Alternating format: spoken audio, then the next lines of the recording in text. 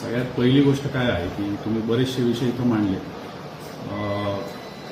त्याच्यामध्ये महत्त्वाची बाब म्हणजे प्रचंड विश्वासाने आणि जबाबदारीने माझ्या वरिष्ठांनी मला इथं पाठवलेलं आहे आणि त्यांच्या मला सूचना आहेत.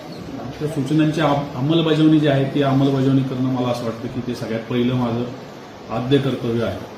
कारण तो विश्वास संपादन करण्यासाठी कितीतरी अनेक वर्षाचे आपल्याला कष्ट आणि परिश्रम घ्यायला लागतात. त्याच्यामुळे ती बाब जी आहे ती महत्त्वाची आहे आणि त्यातून मला असं वाटतं की निपक्षपातीपणे पारदर्शकपणे काम करणं हे पोलीस अधीक्षक म्हणून माझं कर्तव्य तर आहेच, परंतु त्याचबरोबर माझा जो स्टाफ आहे, माझी जी टीम आहे त्यांच्याकडून पण ते अपेक्षित आहे.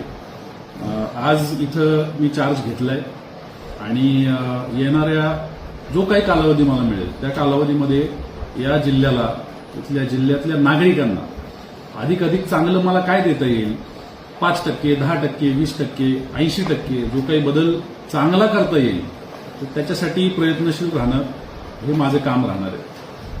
तुम्ही ज्या सगळ्या मुद्दे मांडले त्याच्यातून अजून एक महत्त्वाचा मुद्दा आणि तो म्हणजे की लोकाभिमुख प्रशासन ज्याला म्हणतो आपण, म्हणजे नागरिकांना काय पाहिजे आहे, त्यांना त्रास कमीत कमी कसा झाला पाहिजे तर त्याच्यासाठी प्रयत्नशील राहणं अत्यंत आवश्यक आहे असं मला वाटतं.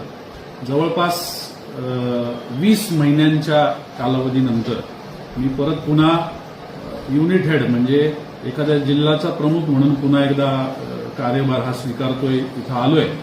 यापूर्वी 2 जिल्हे मी केलेले आहेत आणि तिकडच्या लोकांच्या अडचणी वेगळ्या प्रकारच्या होत्या, कारण तिकडची ठेवण जी होती, भौगोलिक असेल ऐतिहासिक असेल, ती वेगळी होती. इथल्या आता अडचणी समजून घेणं आणि त्याच्यावरती एक एक करून त्याच्यावरती मार्ग काढणं हे मला वाटतं की ही महत्त्वाची प्रायोरिटी आहे. आवश्यक त्या सगळ्या ज्या गोष्टी आहेत या गोष्टींमध्ये सरते शेवटी की आपण आलो आणि आपण जाताना हा जो फरक आहे हा फरक लोकांच्या दृष्टीने जास्तीत जास्त चांगलं प्रशासन आपण कसं देऊ शकलो हे महत्त्वाचं आहे आणि त्याच्यासाठी मी इथं प्रयत्न करणार आहे. तुम्ही सगळ्यांनी सुद्धा त्याच्यासाठी माझी मदत करावी ही तुम्हाला सगळ्यांना मी विनंती करेन. मार्गदर्शक म्हणून सुद्धा तुम्हाला मोठी जबाबदारी पार पाडायला लागेल. कदाचित असं होईल की एखादी गोष्ट तुमच्या मनासारखी नाही व्हायची, एखादी गोष्ट तुम्ही सांगाल आणि मी नाही करायचो, पण तो जो काही चिमटा असेल तो चिमटा तात्पुरत्यासाठी का होईना तो तुम्ही सहन करावा अशी मी तुम्हाला सगळ्यांना विनंती करेन.